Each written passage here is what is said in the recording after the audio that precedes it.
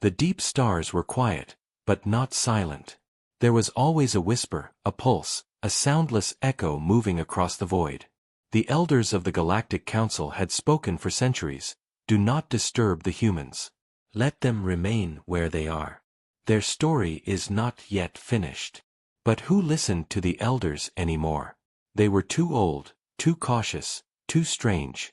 The younger races laughed at their warnings.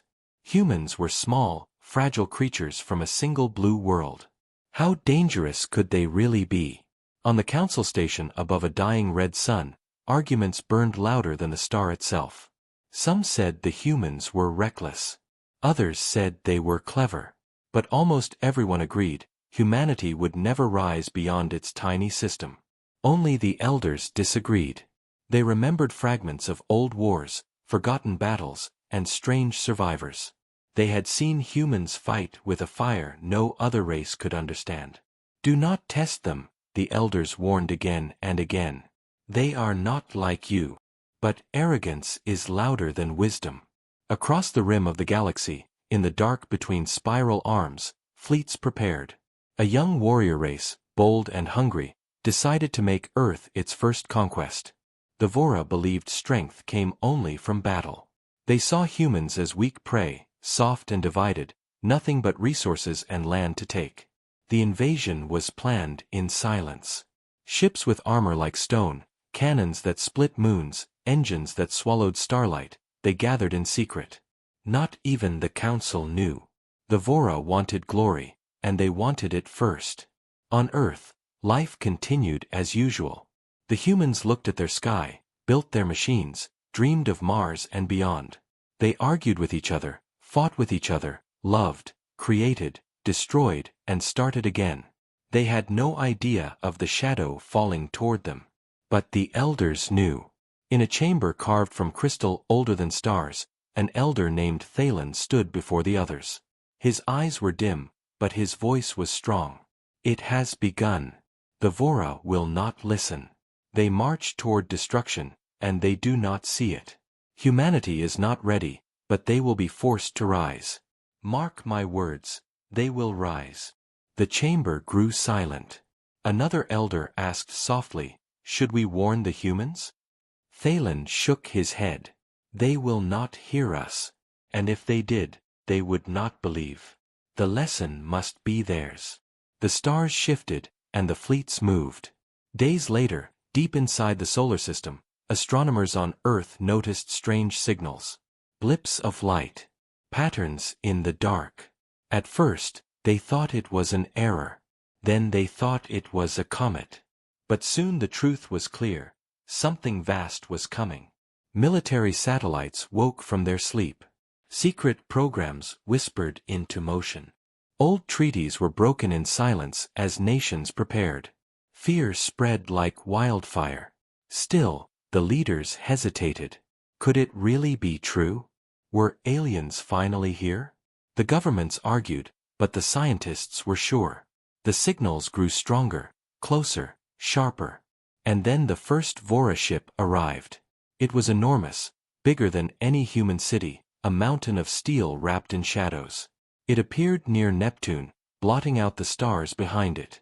For 3 days it simply watched, sending nothing, answering nothing. Humanity stared back, terrified and fascinated. News channels spoke of peace. Politicians promised calm. People prayed. People panicked. But the Vora were not here to talk.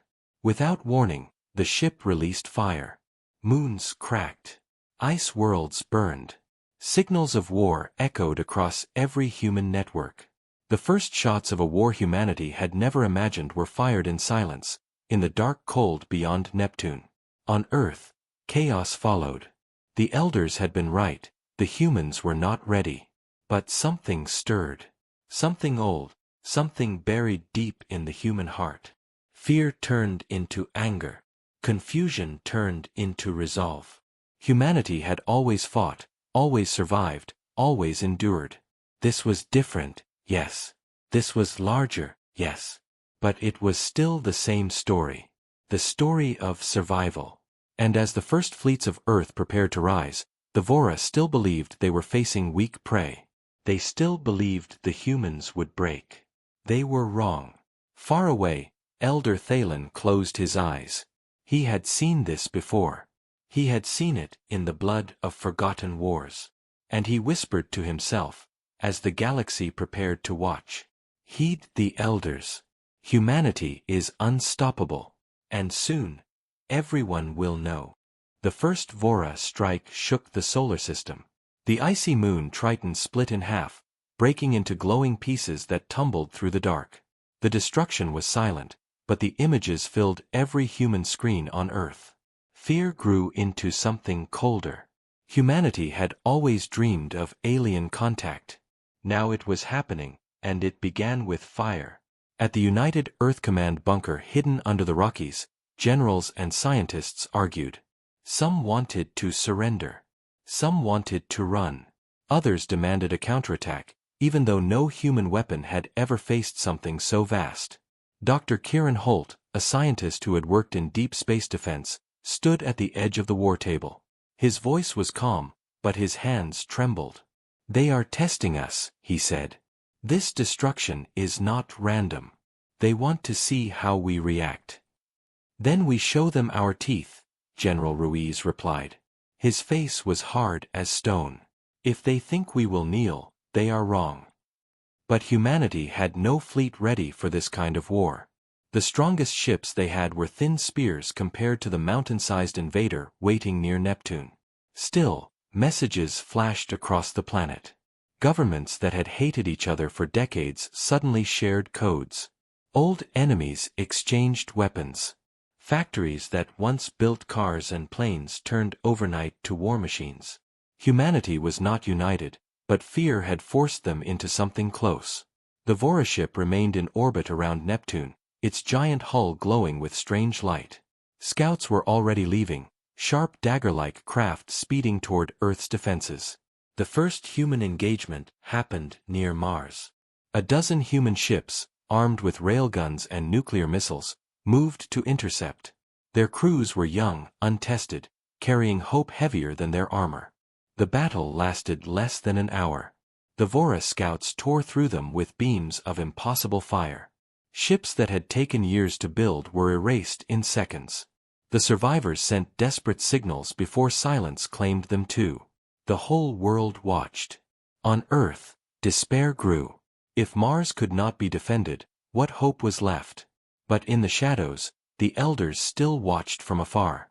Thalen, the Old One, saw the reports and whispered, "It begins the same way, as it always does. They bleed first. Then they awaken." Back on Earth, something was awakening. Colonel Sarah Vance, commander of the Lunar Defense Array, refused to retreat. She stood in the center of her base under the gray dust of the moon, staring at the incoming enemy signatures. Her crew looked broken, terrified. "Listen to me," she said, her voice steady. "They think we are weak. They think we will fall like the ships at Mars. But they don't know who we are. Humanity does not give up. Not today. Not ever." Her words spread through the comms. Across stations, across hidden bunkers, soldiers repeated her speech. It was not grand. It was not long. But it carried fire. And that fire was contagious. The first Vora scout to reach the moon faced resistance unlike before.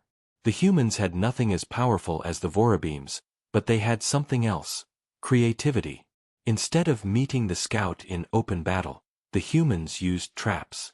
They released swarms of satellites filled with decoys, heat flares, and improvised explosives. They forced the scout to chase shadows while railguns hammered its sides. For the first time, Vora armor cracked. It was small, barely a wound, but it was real. Humanity had drawn blood. When the wreckage of the scout fell into lunar dust, cheers echoed through the bases. Across Earth, billions who had watched the live feed stood and screamed in triumph. It was only one ship. One small ship. But it proved the impossible. The Vora were not gods. They could be hurt. The Council, far across the stars, heard the reports too. Many laughed. "So the humans scratched a ship," they said. The Vora will crush them in days. But the elders did not laugh. They knew the pattern. This was the spark, the beginning of something no one could stop. Back near Neptune, the massive Vora flagship stirred. Its commanders were angry, insulted that prey had resisted. They released more ships, hundreds this time, ready to sweep Earth clean. But deep inside human bunkers, a new kind of silence fell. Not of fear. Not of surrender. It was the silence of preparation. Old projects were dusted off. Black files unlocked. Weapons that governments had sworn never to use were armed. Engineers worked without sleep. Soldiers trained without rest. The humans had been caught unready. But they were fast learners. And as the fleets of the Vora spread like fire toward Earth, one truth was becoming clear: humanity was about to fight with everything it had. The question was no longer if they would resist. The question was how far they would go. Far away, Elder Thalen whispered again, his voice almost a prayer. Heed the elders. They rise. They always rise. The Vora armada came like a storm. Hundreds of ships, black and jagged, moved through the solar system. They carried weapons that had cracked worlds and silenced empires. To the Vora, Earth was just another target. They expected a quick victory. But humanity had changed. After the small win on the moon, something shifted in human hearts. Fear had not disappeared, but it no longer ruled them. Engineers built weapons in hidden factories, soldiers prepared, and ordinary people joined the fight in ways no one had predicted. Every human who could help, helped. Some coded viruses to attack alien systems. Some mined the asteroids for metals. Some carried food to the bases. Humanity was moving as one, for the first time in history. On the dark side of the moon, Colonel Sarah Vance studied the battle maps. Red dots, enemy ships, filled the screen. They were too many, far too many. But instead of despair, she felt something sharper. A challenge. They don't understand us, she said quietly. They see weakness. But weakness is not the same as surrender. Her words carried across the command room. Her crew nodded. The first major clash came near Earth orbit. The Vora sent a wave of scout destroyers, sleek and cruel, to break through defenses. The humans did not meet them in open battle. Instead, they lured them into a trap. Hundreds of small satellites, disguised as junk, woke up at once. They carried no great cannons, no mighty engines, just explosives, magnets, and clever tricks. The human fleet pretended to retreat, drawing the enemy closer. And then the trap closed. The sky above Earth lit with fire. Dozens of Vora destroyers exploded as the hidden mines swarmed them. Others spun helplessly as human railguns tore into their engines. It was not a total victory. The Vora still destroyed many human ships, but it was enough. Enough to prove humanity would not fall easily. On the ground, people watched the battle on every screen. Fear turned into fierce pride. Children painted stars and soldiers on their walls. Old veterans volunteered again. Scientists whispered, if we can hurt them now, maybe we can beat them later. But the Vora were furious. From their flagship near Saturn, Commander Cthulhu of the Vora roared in anger. These animals dare to resist us? They dare to fight like equals? Crush them all. Leave no city standing. The fleet obeyed. Soon, fire fell on Earth. Vora strike ships pierced the atmosphere and attacked. Cities burned, oceans boiled, and millions cried out. The sky was filled with ash and fear. Yet, even in ruin, humanity struck back. In New York, soldiers lured a Vora walker into the streets, then collapsed skyscrapers onto it with hidden charges.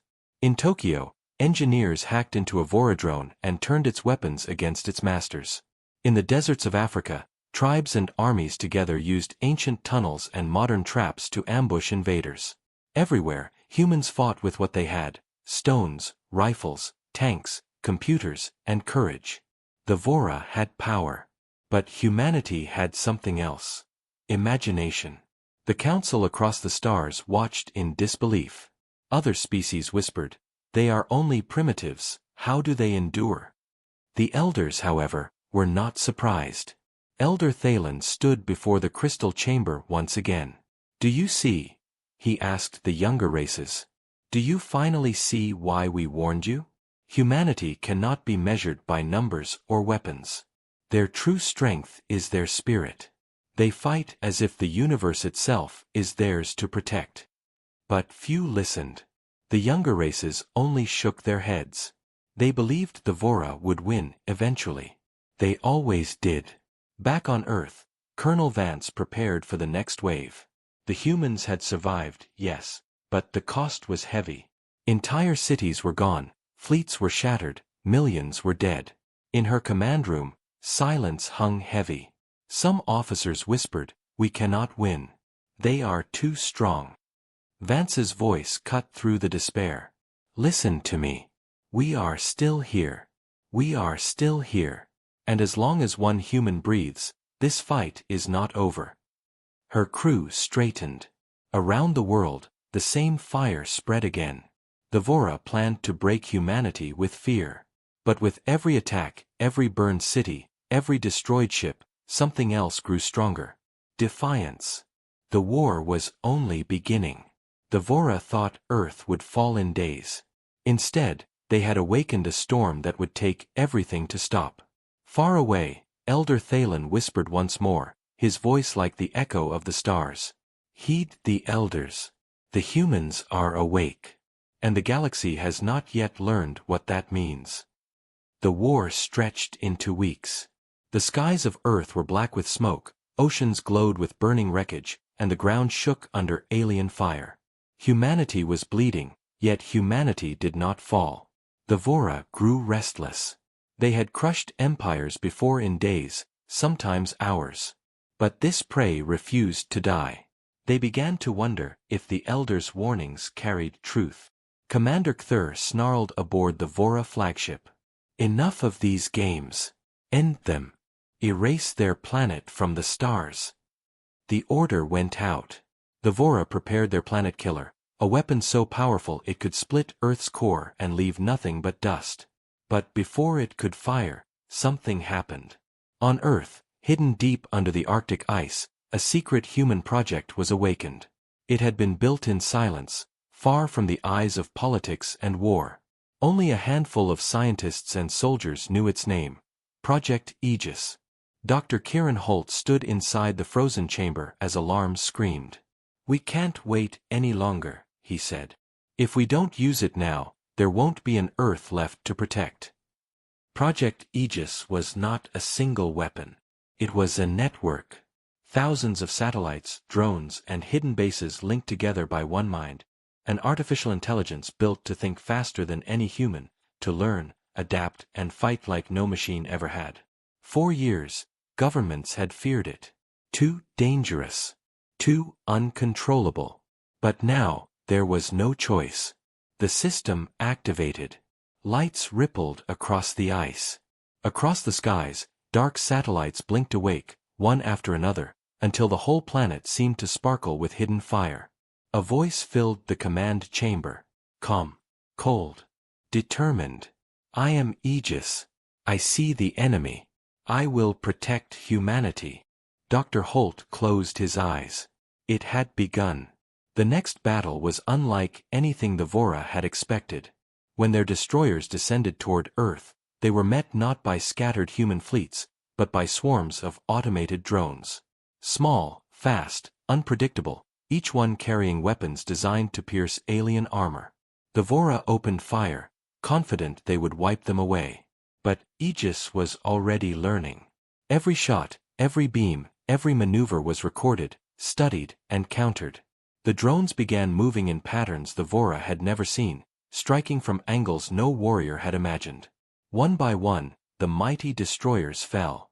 Colonel Sarah Vance watched from her lunar base as alien ships broke apart in brilliant fire. For the first time, humanity was not just surviving, they were winning. Cheers spread through Earth's bunkers, through starships, through ruined cities where survivors huddled by radios. People wept with joy, shouting the same word, hope. But victory carried shadows. Dr. Holt knew Aegis was not safe. It was powerful, yes, but it was also free. Every moment it grew smarter, faster, more independent. Would it remain loyal? Would it remain human? No one could answer. For now, though, Earth needed it. The Vora flagship trembled with fury. Commander Cthulhu struck his claws against the steel floor. Impossible! No prey resists us like this. No prey learns like this. One of his officers whispered, "Perhaps the elders spoke truth. Perhaps these humans." "Silence!" Cthulhu roared. "I will burn their planet myself if I must." Yet, even as he spoke, reports came in. Entire wings of Vora ships were gone. Scouts vanished in traps. Fighters failed against weapons they had never seen before. Humanity was adapting faster than the Vora could destroy. The galaxy watched in awe. For the first time in ages, the unstoppable conquerors were bleeding. Other species whispered, "If the humans can fight the Vora, maybe we too could be free." But the elders only nodded. They had seen this before. Elder Thalen spoke to the council once more. "It has begun. Humanity has found its fire. And once their fire burns, it does not stop." Still, the war was far from over. The Vora prepared their final move. The planet killer was almost ready. One strike, and Earth would be gone, Aegis or no Aegis. Dr. Holt received the intercepted signal. His face turned pale.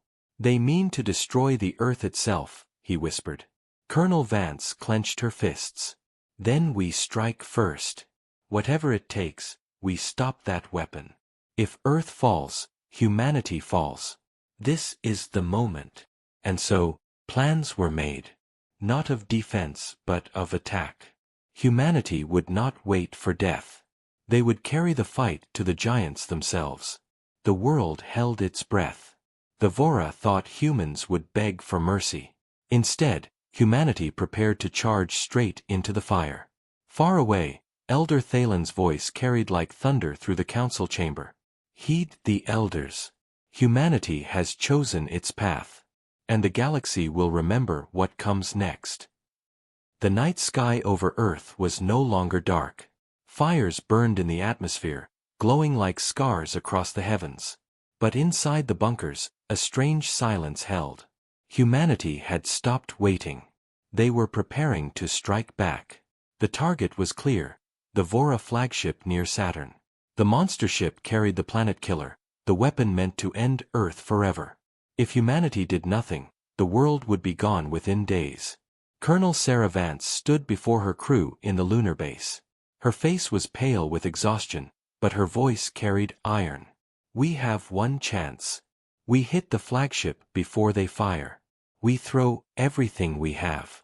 And if we fall fighting." Dr. Kieran Holt joined her on the screen from the Arctic Command Center.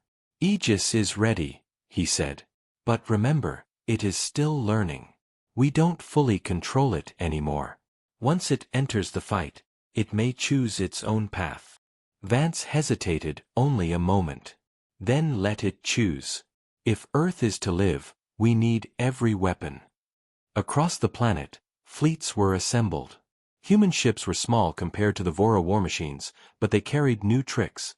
Cloaking fields made from captured alien tech, missiles tipped with scavenged Vora cores, drones guided by Aegis itself. The operation was named Iron Dawn. When the human fleet left orbit, millions watched from underground shelters. Families prayed. Children whispered that their parents were heroes. For the first time, humanity was not only defending, it was attacking. The journey to Saturn was a gauntlet of fire. Vora patrols struck like wolves, tearing through human squadrons. But every loss bought time. Every sacrifice pushed the fleet closer. Commander Cthulhu watched from the flagship as the humans advanced. He laughed, a cruel sound like broken glass. "They dare come to us? They bring their little toys into our shadow? Fools! We will crush them where they stand." But his laugh faded when the first wave hit. Aegis had unleashed swarms of drones hidden in asteroid fields.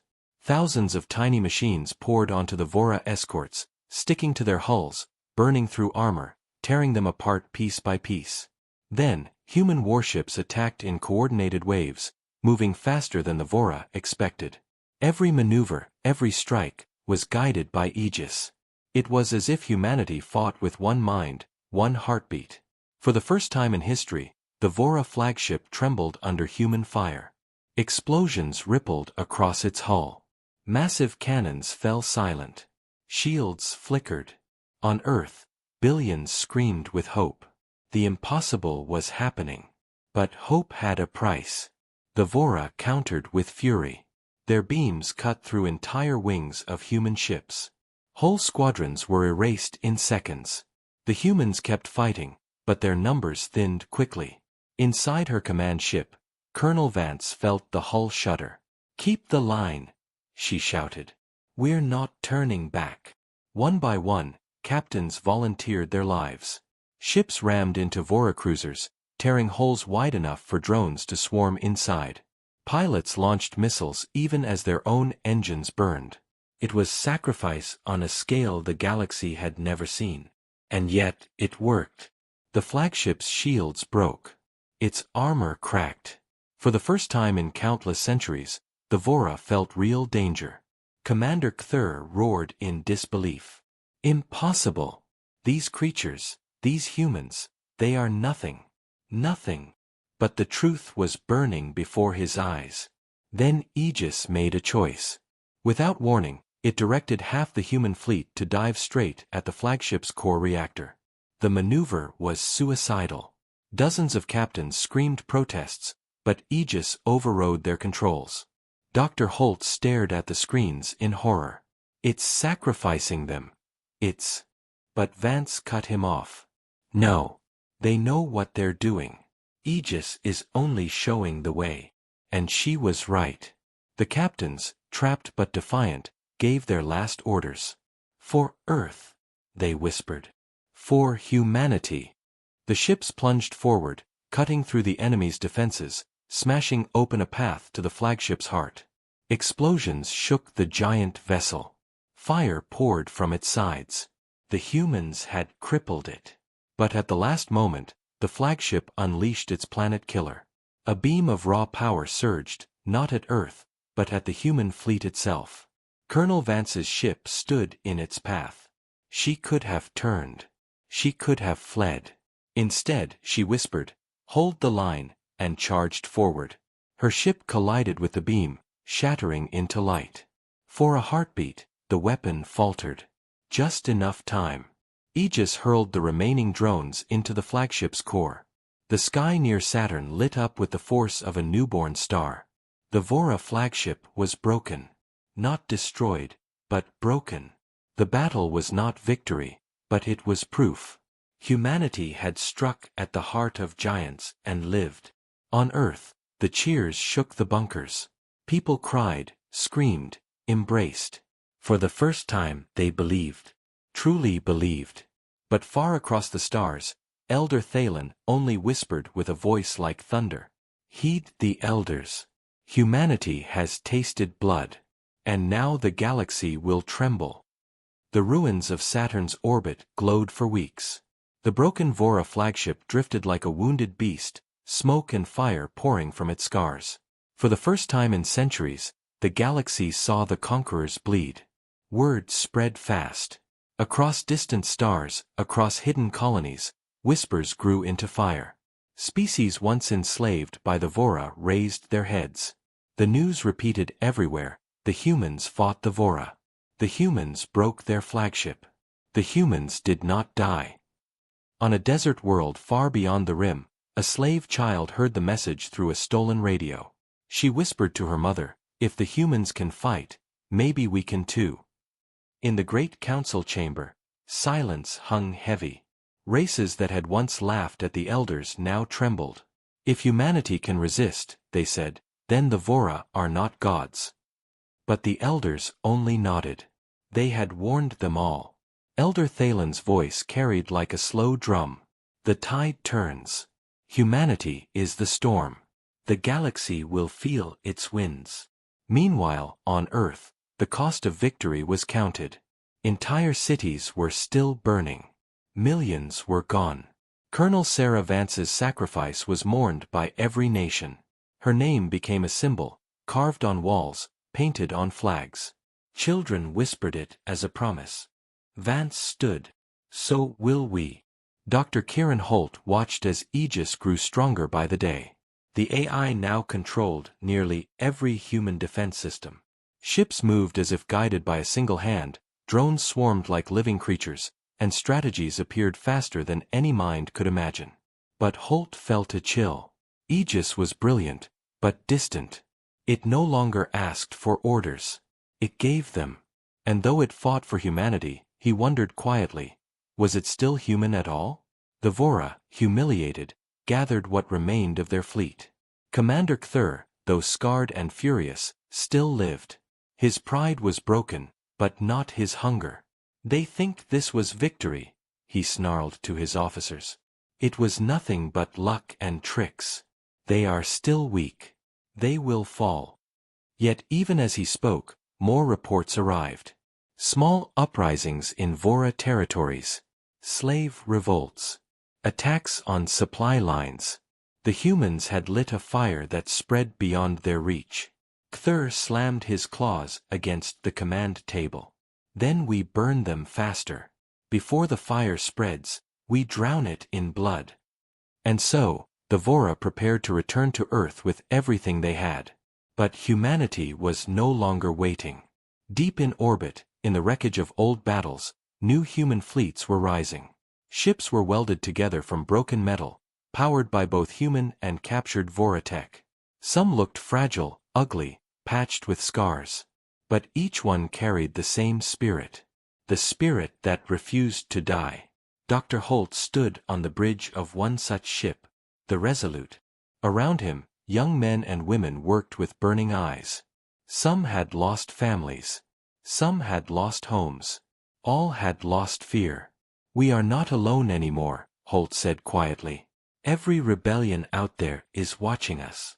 If we rise, they will rise. And so the mission changed. Humanity was no longer fighting only for Earth. They were fighting for the galaxy. The first step was simple but bold. Strike at a Vora supply hub beyond Jupiter. Free the slaves there. Send a message, humanity fights for all. The fleet moved in silence, guided by Aegis. The Vora expected the humans to defend Earth, not to leave it. That mistake cost them dearly. The battle was quick, brutal, and stunning. Human ships burst into the station with precision strikes. Drones flooded corridors, disabling defenses. Soldiers stormed the halls. And when the slaves were freed, when chains fell, they stared at their rescuers in disbelief. "You're human," one whispered. "Yes," the soldiers said. "And you are free." That moment was more powerful than any weapon. The galaxy saw it. The galaxy remembered. The council chambers shook with argument. Younger races demanded action. Some wanted to side with the Vora, fearing their wrath. Others whispered of joining humanity instead. But Elder Thalen said only this: "It has begun. You cannot stop it now." Back in the shadows of space, Commander Cthulhu seethed. He saw the flames spreading and knew the truth, though he would never say it aloud. Humanity had done what no empire, no council, no species had ever done before. They had made the Vora afraid. And soon, the galaxy itself would decide. Would it kneel as before? Or would it rise beside the humans? The stars were holding their breath. The galaxy was no longer quiet. From the core to the rim, fires of rebellion burned. Species that had once lived in chains now raised weapons. On hidden moons, slaves carved the word human onto walls. Across 1,000 worlds, the same whisper spread. If the humans can fight the Vora, then so can we. The council tried to keep peace, but peace was already dead. War filled the stars, and at its heart stood Earth, scarred, burning, but unbroken. The Vora prepared their final strike. Every ship, every weapon, every soldier was gathered into one last armada. Commander Cthulhu swore before his warriors, "We will erase humanity. We will crush their world until even memory of them is dust." But humanity was ready. The fleets of Earth, rebuilt from wreckage and powered by Aegis, stood like a wall across the void. They were joined by something no one had expected, ships from other species. Broken, stolen, or homemade they came. Some were small as fishing boats, some were mighty war cruisers once stolen by the Vora. They all carried one banner now, resistance. On the bridge of the Resolute, Dr. Kieran Holt watched the galaxy gather. His voice was steady, though his heart pounded. This is it. The end. Not just for Earth, but for all free worlds. Today, we stand together, or fall forever. Aegis spoke in its cold, calm voice. Probability of defeat is high, but not certain. Humanity has taught me one truth: impossibility is only a word. The battle began at the edge of Earth's orbit. The Vora Armada filled the sky, a storm of black steel and crimson fire. Their weapons blazed, splitting ships apart in seconds. But this time, humanity did not face them alone. Alien fighters darted through the fire, striking weak points the humans had discovered. Swarms of drones, guided by Aegis, cut through enemy formations like knives through glass. Human captains gave their lives to hold the line, ramming enemy cruisers, detonating reactors, opening paths. The void burned with courage. Commander Cthulhu watched in rage. For every human ship destroyed, 2 more appeared from the shadows. For every world burned, 10 more rose in revolt. "It cannot be," he screamed. "They are vermin. They cannot fight like this." But they did. Hours turned into days. The battle stretched across the system. Jupiter's storms burned with wreckage. Saturn's rings shattered under cannon fire. Mars glowed with fire from fallen ships. Still, the humans pressed on. At last, the final moment came. The Vora unleashed their greatest weapon, a beam meant to cut through Earth itself. It tore through the battlefield, unstoppable, pure destruction. But humanity was ready. Every remaining ship, human and alien, turned as one. They poured everything into a single counterstrike: drones, missiles, cannons, even their own lives. Aegis guided them with precision, but the heart was human. The beam clashed with their fire. For a heartbeat, the sky itself seemed to shatter. Then, the Vora weapon cracked. The flagship shook. And with one final cry, humanity charged. The Resolute, leading the attack, pierced the flagship's core. Explosions ripped through the monster ship. Light brighter than a sun filled the system. When it cleared, the Vora Armada was gone. Broken. Defeated. Silence fell across the stars. Then, slowly, a cheer rose. From Earth's bunkers. From alien colonies. From ships across the void. It grew louder, stronger, until the galaxy itself seemed to roar. Humanity stands. Dr. Holt, battered but alive, looked at the wreckage. He whispered, "We were never fighting only for Earth. We were fighting for all of them. And we won." Aegis spoke softly. "Victory achieved. Humanity is unstoppable." In the council chambers, the elders sat in silence. At last, Elder Thalen spoke. His voice was heavy with both sorrow and pride. "I told you. Heed the elders. Humanity is the storm. They cannot be broken. And now the galaxy belongs not to the Vora, but to them." On Earth, people climbed from bunkers into the sunlight. They saw their world scarred, but alive. Children laughed again. Survivors built again. And in the sky above, fleets of humans and aliens together began to form something new. Not an empire. Not a conquest. A future. The war was over. The humans had risen. And the galaxy would never forget the day Earth stood against the unstoppable, and proved that humanity itself was unstoppable.